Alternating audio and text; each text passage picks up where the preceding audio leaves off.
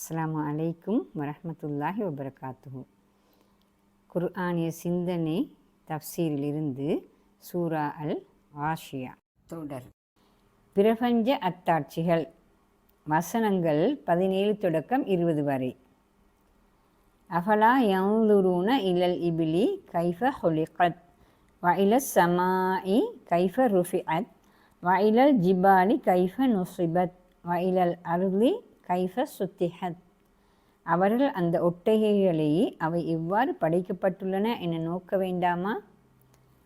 அந்த வானம் அது எவ்வாறு உயர்த்தப்பட்டுள்ளது? அந்த மலைகள் அவை எவ்வாறு நட்டப்பட்டுள்ளன? பூமி அது எவ்வாறு மட்டப்படுத்தி விரித்து அமைக்கப்பட்டுள்ளது? பௌதீக உலக காட்சிகளை முன்வைத்து தான் சொல்ல வரும் கருத்தை புரிந்து கொள்ளச் செய்வது அல் குர்ஆனின் பொதுவான போக்காகும். அந்த வகையில் இங்கு தெரிவு செய்யப்பட்ட சில காட்சிகள் ஒன்றன் பின் ஒன்றாக முன்வைக்கப்படுகின்றன. முன்னால் விளக்கப்பட்ட மறுமை பற்றிய உண்மைகளை புரியச் செய்வதே இவற்றின் நோக்கமாகும். எனவேதான் அக்கருத்தை உணர்த்தும் வகையில் தொடங்கும் போதே அஃபலா இல்லையா என்ற சொல்லோடு ஃப என்ற இணைப்பிடை சொல்லையும் இணைத்து இங்கே அல் குர்ஆன் பாவிக்கிறது. இனி ஒவ்வொரு வசனமாக விளங்க முயல்வோம். அஃபலா யன்துரூன இலல் இபிலி கைஃப ஹுலிகத். அவர்கள் அந்த ஒட்டகைகளை அவை எவ்வாறு படைக்கப்பட்டுள்ளன என நோக்க வேண்டாமா? ஒட்டகம் அரபிகளது வாழ்க்கையோடு ஒட்டிய பிராணி. அதனை பற்றி அவர்களுக்கு நன்கு தெரியும். அப்பின்னணியில் ஒட்டகம் இங்கே சுட்டி காட்டப்படுகிறது என கருத முடியும். ஆனால் ஒட்டகம் சில விசேட பண்புகளை கொண்டிருப்பதும் இவ்வாறு சுட்டி காட்டப்பட காரணமாக இருக்க முடியும். ஒட்டகத்தின் அவ்விசேட பண்புகள் சிலவற்றை இங்கே நோக்குவோம். 1. ஒட்டகத்தின் மூக்கு முழுமையாக மூடிக்கொள்ளும் இயல்பு கொண்டது. அதனால் மணல் காற்றிலிருந்து தன்னை காப்பாற்றிக் கொள்ள முடிகிறது. அத்தோடு மூச்சுக்குழல் காய்வதிலிருந்தும் தன்னை காத்துக்கொள்ள முடிகிறது. 2. ஒட்டகத்தின் காதுகள் இரண்டை சுற்றியும் அடர்ந்த மயிர்கள் காணப்படுகின்றன. மணற்காற்றின் தீங்குகளில் இருந்து அதனை அவை காப்பாற்றுகின்றன. அத்தோடு அவை வளைந்து மூடிக்கொள்ளும் தன்மை படைத்தவையாக இருத்தலும் மணற்காற்றிலிருந்து காக்க உதவுகிறது.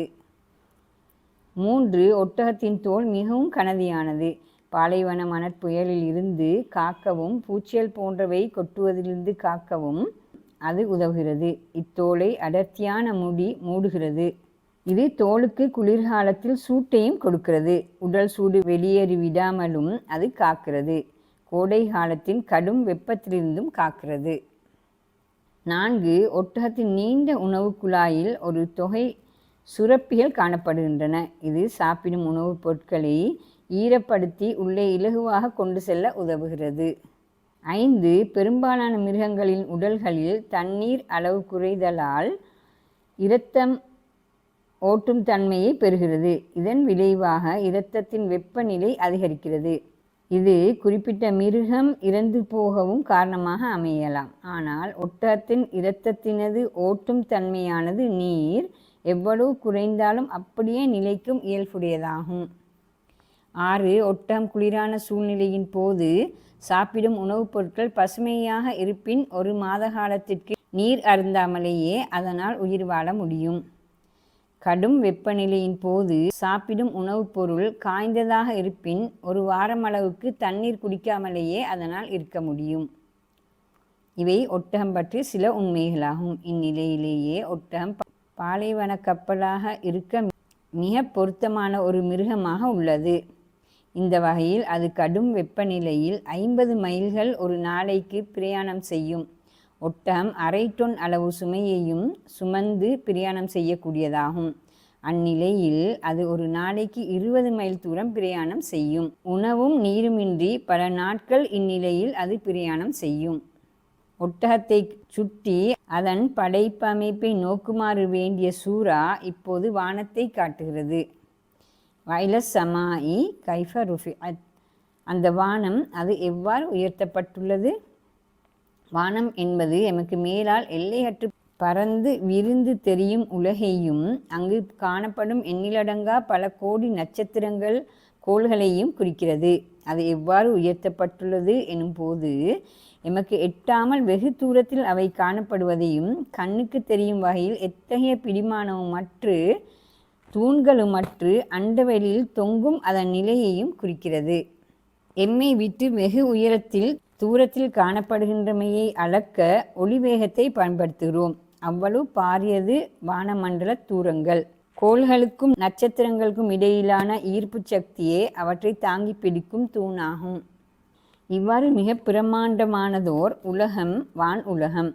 அங்குள்ள நட்சத்திரங்கள் மற்றும் கோள்களுக்கு இடையிலான ஈர்ப்பு சக்தி என்பது இன்னொரு நுணுக்கமான ஏற்பாடு திட்டம் ஆகும். இவற்றை உற்று நோக்குகையில் மனிதன் பிரமிப்புற்று அதிசயித்து போகிறான். அடுத்து மலைகளை சுட்டி காட்டுகிறது சூரா. வயலல் ஜிபாலி கைஃப நொசிபத். அந்த மலைகள் அவை எவ்வாறு நட்டப்பட்டுள்ளன? மலைகள் புவியின் தரை தோற்ற அமைப்பில் பிரதான பங்கு வகிப்பவை. அவை வெளிப்பார்வைக்கு மனிதன் மனதை ஈர்க்கும் மிக பாரிய ஒரு தோற்றங்கள். பெரும்பாலும் அவை அடர்ந்த காடுகளையும் நீர்நிலைகளையும் நீர் வீழ்ச்சிகளையும் கொண்டு அழகிய நிலங்களாக காணப்படுகின்றன. உண்மையில் அவை அல் குர்ஆன் கூறுவது போன்று நட்டப்பட்டனவாகவே உள்ளன.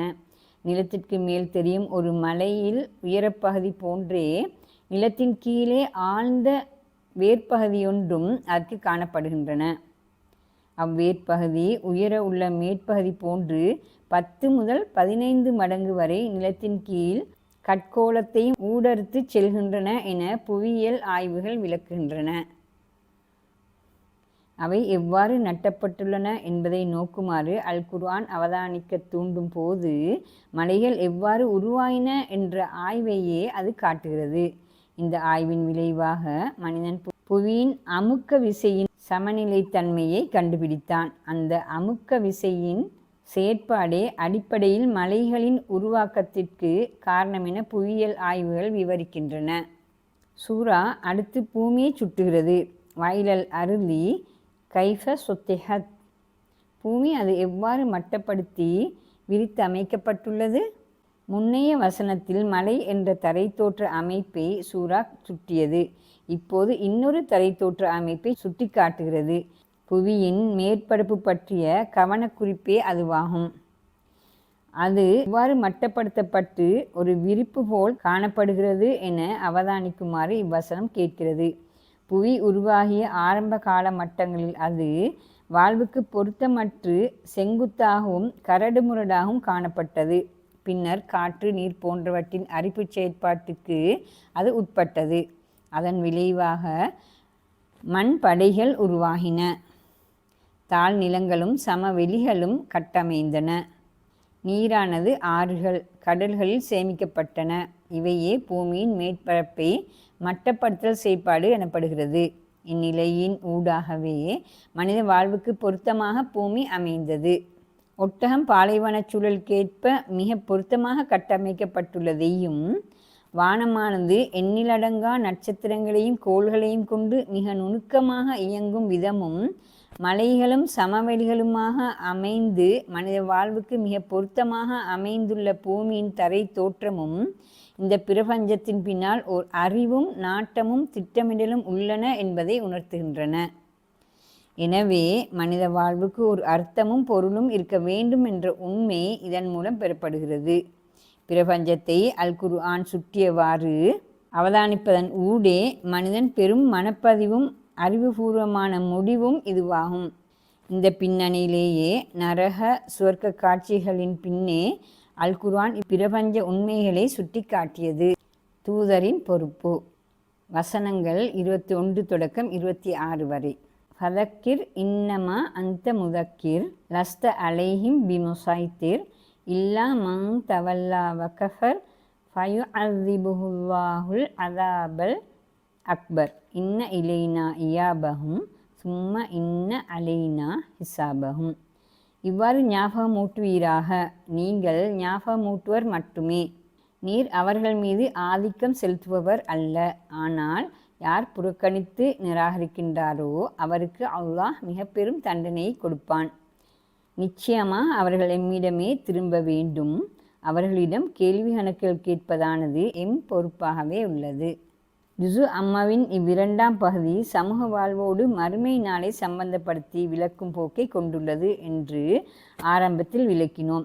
அக்கருத்தை ஆரம்பித்து வைப்பதையே சூரா அல் அலா, சூரா அல் வாஷியா என்ற இந்த இரு சூறாக்களுமாகும். எனினும் அவையும் முதற்பகுதி சூறாக்களைப் போன்றே மறுமை நாள் பற்றி பேசும் சூறாக்களாக உள்ளன. என்றாலும் முதல் சூறாவின், அதாவது சூரா அல் அலாவின் முதற்பகுதியும் சூரா அல் வாஷியாவின் இறுதிப் பகுதியும் இறை தூதர் ஸல்லல்லாஹு அலைஹி வஸல்லம் அவர்கள் தனது தூதோடு சமூகத்தில் எவ்வாறு இயங்குதல் வேண்டும் என்பது பற்றியும், தூதின் இயல்பு பற்றியும், எதிர்கொள்ள உள்ள எதிர்ப்பு பற்றியும் விவரிக்கின்றன. இக்கருத்தோட்டத்தின் தொடரிலேயே இவ்விரு சூறாக்களும் மறுமை நாளை விவரிக்கின்றன என்பது மிக தெளிவு. இங்கே இப்போது நாம் பார்க்கும் இவ்வசனங்களும் இக்கருத்தையே கொண்டுள்ளன. இவ்வசனங்கள் இறை தூதர் முஹம்மது ஸல்லல்லாஹு அலைஹி வஸல்லம் அவர்களின் பணியானது தூதை அறிவுபூர்வமாக எத்தி வைத்தல் மட்டுமே என்ற கருத்தை விவரிக்கின்றன. அவ்வசனங்கள் எவ்வாறு அக்கருத்தை விளக்குகின்றன என்பதனை இப்போது நோக்குவோம். ஃபதக்கிர் இன்னமா அன்த முதக்கிர் லஸ்த அலைஹிம் பிமுசைத்திர். இவ்வாறு ஞாபகமூட்டுவீராக, நீங்கள் ஞாபகமூட்டுவர் மட்டுமே, நீர் அவர்கள் மீது ஆதிக்கம் செலுத்துபவர் அல்ல. இவ்வாறு, அதாவது சூரா ஆரம்பத்திலிருந்து இதுவரை விளக்கிய அமைப்பில் தூதின் சிந்தனைகள் முன்வைக்கப்படுகின்றன. இறை நம்பிக்கை, மறுமை நாள் நம்பிக்கை போன்றன மனித இயற்கையோடு ஒட்டியவை. எனவே பிழைகள், பொய்கள், பாவங்களினுள்ளே புதைந்துள்ள அந்த இயற்கை உணர்வை வெளிக்கொணரும் ஞாபகமூட்டல் தொழிற்பாடே இங்கு நபியின் செயற்பாடாகிறது. அதோடு அது வெறுமனே அறிவுபூர்வ கருத்து முன்வைப்பு மட்டுமே ஆகும். இறை தூதர் ஸல்லல்லாஹு அலைஹி வஸல்லம் அவர்கள் தனது கருத்தை நிர்பந்தமாக மனிதர்கள் மீது திணிக்கும் எந்த வழிமுறைகளையும் அங்கு கையாள்வதில்லை. தூதர், தூதை முன்வைப்பவர்கள், ஞாபகமூட்டுபவர்கள் மட்டுமே ஆவார்கள். மனிதன் நம்பிக்கை கொள்வதாலோ நிராகரிப்பதாலோ அல்லாஹுக்கு எந்த இலாபமோ நஷ்டமோ கிடையாது. இந்நிலையில் மனிதர்களை நிர்பந்தித்து நம்பிக்கை கொள்ளச் செய்வதில் என்ன அர்த்தம் இருக்க முடியும்? மனிதர்களின் கருத்து சுதந்திரத்தை வலியுறுத்தும் வசனமே இதுவாகும். இஸ்லாம் கருத்து சுதந்திரத்தை அங்கீகரிக்கிறது. மார்க்கத்தில் எந்தவிதமான நிர்பந்தமும் கிடையாது. சூரா அல் பக்கரா 2வது அத்தியாயம் 256வது வசனம் என வலியுறுத்தியும் சொல்கிறது. இவ்வாறு இஸ்லாத்தின் சிந்தனைகளை முன்வைப்பதில் மட்டுமே கவனம் செலுத்துமாறு தூதர் ஸல்லல்லாஹு அலைஹி வஸல்லம் அவர்களை வேண்டிய சூரா, அடுத்து தூதை ஏற்காமைக்கு தவிர்க்க முடியா விளைவுகள் உள்ளன என்பதையும் இங்கே விளக்க தவறவில்லை. இல்லா மன் தவல்லா வகஃபர் ஃபயுஅذிபுஹுல்லாஹுல் அஸாபல் அக்பர். ஆனால் யார் புறக்கணித்து நிராகரிக்கின்றாரோ அவருக்கு அல்லாஹ் மிக பெரும் தண்டனையை கொடுப்பான். தூதை ஏற்காது புறக்கணிக்கின்றமையும் அதன் நிராகரிக்கின்றமையும் மிக பெரும் குற்றங்கள். ஏனெனில் தூது என்பது பிரபஞ்சம் பற்றிய அடிப்படை சத்தியங்களை உள்ளடக்கிய வழிகாட்டலாகும். அக்குற்றத்திற்கான தண்டனை மறுமையில் மிக பெரியதாக அமையும். அதனையே சூராவின் ஆரம்ப பகுதி ஓரளவு விளக்கி காட்டியது.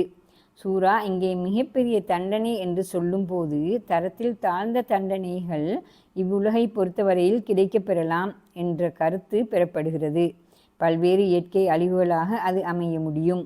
அல்லது பிரதானமாக தண்டனைகள் இறை வழிகாட்டலை புறக்கணிப்பதால் எழும் மன அமைதியின்மை, விரக்தி, சமூக சீர்கேடுகள், சமூகங்கள் நாடுகளுக்கு மத்தியிலான மோதல்கள் என்ற வடிவையும் பெறலாம். உலகில் தூதை முன்வைப்பதோடு தூதர் நின்று விடுகிறார். பின்னர் தூதின் நிலை என்னவாகும்? அதனை மக்கள் புறக்கணித்து எதிர்த்து நின்றால் என்ன செய்யலாம் என்பதெல்லாம் இறைவனை பொறுத்தது என இறுதியாக சூரா கூறுகிறது. இன்ன இலைனா இயாபஹும் சும்ம இன்ன அலைனா ஹிசாபஹும். நிச்சயமாக அவர்கள் எம்மிடமே திரும்ப வேண்டும். அவர்களிடம் கேள்வி கணக்கு கேட்பதானது எம் பொறுப்பாகவே உள்ளது. இவ்வுலகில் விடப்படும் மனிதர்கள் தவிர்க்க முடியாது அந்த இறைவனிடமே செல்ல வேண்டும். இந்த வகையிலும் அதிலிருந்து அவர்கள் தப்ப முடியாது. எனவே தூதர் அவசரப்பட வேண்டியதில்லை. அனைத்தும் அதற்குரிய ஒழுங்கிலேயே சென்று கொண்டிருக்கிறது. பின்னர் மனிதர்களின் நிலை என்னவாகும்? அதுவும் இறைவனின் பொறுப்பாகும். இம்மியளவும் பிசகாத அந்த நீதியாளன் எல்லோருடைய கணக்கையும் உரிய முறையில் தீர்த்து வைப்பான். மனிதர்கள் இறுதியில் இறைவனிடமே செல்ல வேண்டும். அவர்களுக்கான விசாரணையை நடத்தி அணுவளவும் நீதி வலுவாது கணக்கு தீர்க்கும் பொறுப்பும் அவனுடையதே. எனவே தூதர் அவருடைய தூதை முன்வைக்கும் பொறுப்பை செய்யட்டும். அது மட்டுமே அவரது பொறுப்பு. மனிதர்கள் எச்சரிக்கையோடு வாழட்டும். ஏனெனில் அவர்கள் எதிர்கொள்ளப் போவது தவிர்க்க முடியா மாபெரும் நீதிமன்றத்தை ஆகும். சூரா தரும் சிந்தனைகளும் கருத்துக்களும். 1. உலகின் அழிவு அங்கிருக்கும் அனைத்தின் மீதும் கவிழும் பயங்கர நிகழ்வு. அப்போது உலகை தேடுவதையே பிரதானமாக கொண்டுழைத்து களைத்து போன மனிதர்கள் அங்கும் அதே தோற்றத்தில் பெருத்த அவமானத்திற்குட்பட்டு பயங்கர தண்டனையையும் எதிர்கொள்வார்கள். 2. உலக வாழ்வை சரியாக புரிந்து நற்செயல்கள் சம்பாதிப்பதையே முதன்மையாக கொண்டுழைத்தவர்கள் தம் உழைப்பு குறித்த ஆழ்ந்த திருப்தியுடன் பிரகாசம் தவழும் முகங்களோடு எண்ணி பார்க்க முடியா இன்பங்கள் நிறைந்த உலகில் நுழைந்து வாழ்வார்கள். 3. இவ்வுலகின் செயல்களுக்கு விளைவுகள் உள்ளன என்ற உண்மையை தன் நிலத்தின் பௌதிக சூழலுக்கேற்ப பௌதிக உடம்பை பெற்றுள்ள ஒட்டகம் முதல் மலைகளையும் சமவெளிகளையும் கொண்டுள்ள பூமியும் எண்ணிலடங்கா நட்சத்திரங்களையும் கோள்களையும் கொண்ட வானம் வரை தெளிவாகவே உணர்த்துகின்றன. 4. இறை தூதர்கள் அதிகாரத்தின் மூலம் மக்கள் மீது தமது கருத்துக்களை திணிக்க வந்தவர்கள் அல்லர். அவர்கள் மேலே காட்டியவாறு பகுத்தறிவு பூர்வமாக தாங்கள் சொல்லும் உண்மைகளை முன்வைத்து உள்ளத்தை தொட்டு உணர்த்திவிட முயலும் பிரசாரகர்கள் மட்டுமே ஆவர். ஆயினும் நபிமார்களின் தூதை ஏற்காதோர் பெரிய அபாயத்திற்குட்படுவர் என்பதில் சந்தேகமில்லை. இத்துடன் சூரா அல்-காஷியா தஃப்சீர் விளக்க உரை முடிவடைகிறது. இன்ஷா அல்லாஹ் அடுத்த வீடியோவில் சந்திப்போம். அஸ்ஸலாமு அலைக்கும் வரஹ்மத்துல்லாஹி வபரகாத்துஹு. ஜஸாக்குமுல்லாஹு ஹைரன்.